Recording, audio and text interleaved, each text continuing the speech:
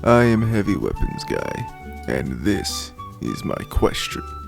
Can you beat Fallout 4 as Heavy Weapons Guy from Team Fortress 2? Okay, so it's been a while, hasn't it? Well, at least the rules haven't changed. I can only use the in-game weapons that the class uses, multi-class weapons aren't allowed, and as far as armor, any cosmetics in-game and in the comics are fair game, except multi-class.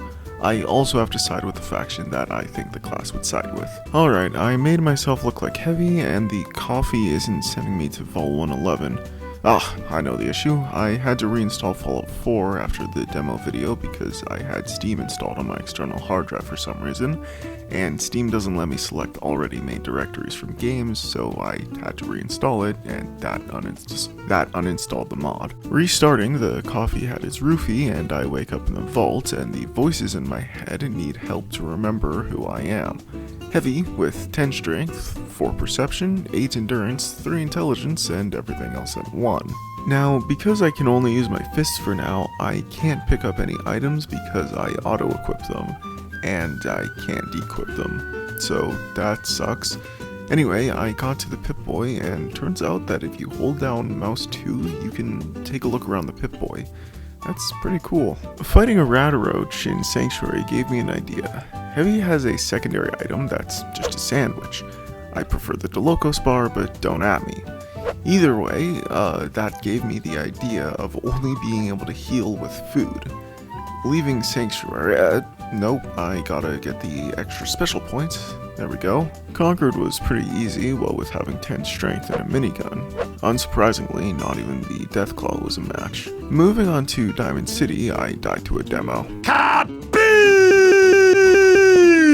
And ended up back in Conquered. Lovely. I ran into Wolfgang and instantly gunned him down because... ooh, deer! And a spy tried to kill me, but thanks to my impeccable game sense, he was gunned down instantly. Fucking rights. Console commanding my way through the Diamond City gate because I don't have time for Miss Pauline's spiel. I looked for a shotgun, and couldn't find one. Where have I heard that one before? But on the bright side, I did get the eviction notice. Not the best TF2 melee, but they're pretty good here, and I used boxing gloves in the pyro video as the hot hand, and I didn't feel like using them here. So I went to go look for armor, and I found an explorer outfit, which kinda looks like the parka Heavy has in the comics. Okay, the colors are off, but I can't find anything better, and if I do, I'll equip it.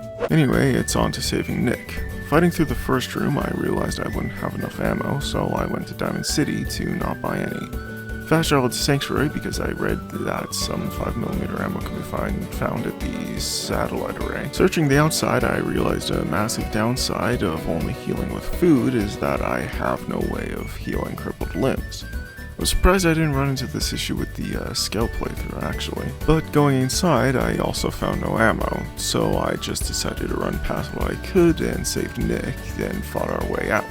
And for some reason, I punched Skinny, then took out my minigun and made him cry some more. Next thing I knew, I was talking to Nick about being a father, and he told me there is a wizard that could tell me how to be a father. So I looked for him in his house, but he was at his raccoon sanctuary. So I went there, waited, and I usually dismiss Dogmeat during this section, but he never actually leaves when I try to, and I was on a tight schedule that day, so I just didn't this time. And considering I have a minigun, I don't think Dogmeat would have alleviated any challenge in this section. Kellogg was playing Spy. Can't believe it took me 5 classes to make that joke. And considering the practice round earlier in the video, this was surprisingly easy. I gunned him down until I ran out of ammo, and he broke my arm. And with that broken arm, I beat him to death. Afterwards, I went to Good Neighbor to buy the family business, as well as get some snacks while this glorified cutscene plays. And I can't find the clip, but I did dismiss Dogmeat as my companion after this. Then I went to Virgil's cave. Talking to him, he graded my homework while I skipped through the dialogue. Not that that matters, I know that I need to kill a Courser, so I went to Diamond City and Good Neighbor and Sanctuary to buy ammo and upgrade my weapons. After all that, I fought my way through Green Tech and got to the Courser. Oh, this is where I usually make the spy joke. I think. Maybe it was an MVM joke, I don't remember, and we need to get to the railroad. Wandering into an abandoned church, I found some choo-choo enthusiasts, and they scanned my chip, and I got out of there when I noticed the Uber augments. I'm not going through that again.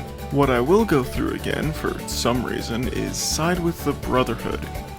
Yeah, this may sound weird considering Heavy comes from a communist country, the USSR, but here's the thing.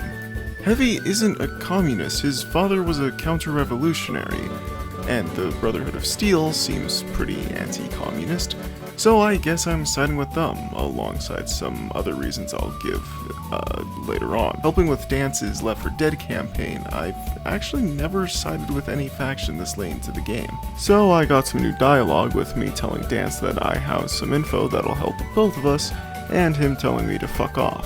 So, that's new. Anyway, I raided the police station and went to ArcJet to wreak havoc, and we found another Uber augment to not put into me.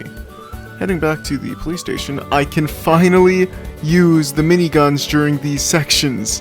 This was the second reason that I decided to side with the Brotherhood, and I would mention the third if I hadn't gotten carried away with killing who I could on the Bridwin. Trying not to shoot anyone on board, I grabbed a snack while Saxton talked about how much he loved to kill gorillas.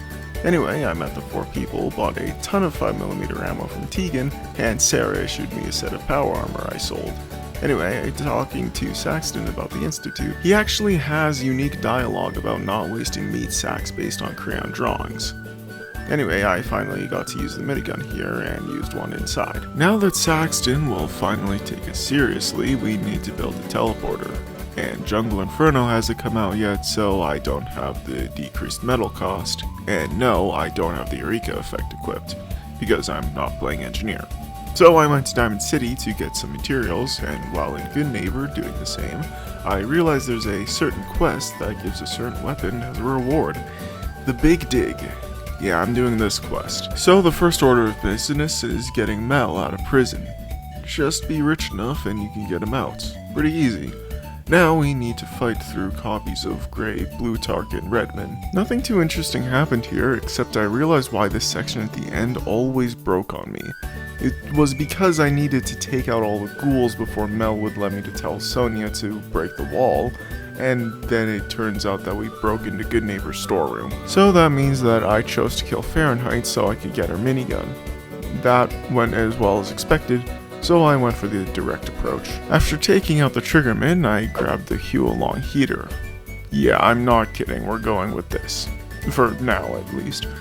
Going back to Good Neighbor after killing Bobby, I realized that the Ashmaker can't be renamed for some reason.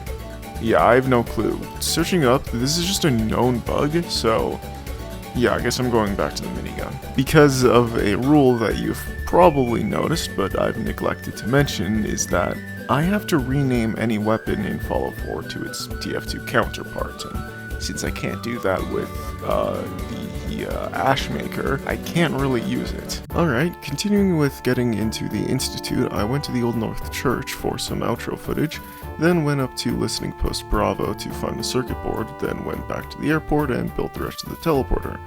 Heading inside the Institute, I killed Father, and they just let me go. But not before scanning their network first. That, seemed a little odd to me. So I never got Miss Fallout 3, so we need to find Miss Pauline. I went to the robot town and found her doing something I wasn't paying enough attention to put it into the script, so she decided to join us, and I agreed to get a what? Oh, I agreed to get a healthy dose of radiation poisoning and nearly died to get further in the game. Now it's time to kill Dance. That was easy. What was also easy was getting Pam on our side. And what wasn't particularly easy was getting to the agitator. Finally being able to use the minigun was nice, but I wasn't about to go down an elevator, so I jumped down to Good Neighbor and took the opportunity to get some ammo. Then I entered through the bottom and took the elevator down to the reactor, and I don't have enough Radaway to survive the radiation, so I went to Diamond City to buy some Radaway and some Rad-X to survive the radiation, and it was easier than expected. Really, all of it was. The sentry went down fast, and the assault runs were a tiny bit tricky, but I took them out, and the rest wasn't even hard. Alright, we're ready for some attack and defend. Getting to point A was easy, considering fast travel, and I got curious and wanted to see if the Institute entrance was always there, and it is. Anyway, we headed inside and capped A. Then we ran past what I could and capped B. Capping C was a little hard and I had to hack a computer to advance. Fighting to C was pretty damn hard. I actually died at one point, but a well-timed level up restored my health and saved me. I got to point C and planted the bomb, so that rocks. Then I, of course, abandoned the robots and blew up Greyman's factory, and punched Saxton as I beat Fallout 4 as Heavy from Team Fortress 2. This playthrough was kind of fun, a nice power trip. The hardest part was getting ammo, and healing only using food put me in some odd situations. But hey, I beat the game, so yeah, take care everyone.